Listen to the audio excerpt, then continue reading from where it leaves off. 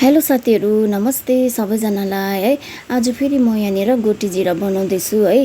अनि मैले यस्तो भिडियो चाहिँ पहिला पनि अपलोड गरेको थिएँ है। आज फेरि मलाई अपलोड गर्नु मन लाग्यो अनि म यो जिरा बनाउँदैछु है। यो चाहिँ 20 रुपिसको मात्रै हो है।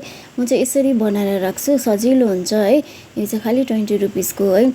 अन्त अहिले अब जिरा त महँगो छ है, सबैले किन्नु सक्दैन है। हामीले अब 50 ग्राम्सकै किन्यो भने पनि 70-80 रुपिसहरू गर्छ होला अहिले त है। अन्त 20 रुपिसको त अब सबैले आरामले किन्नु सक्छ नि त, त्यही भनेर म यसरी बनाएर राख्छु है।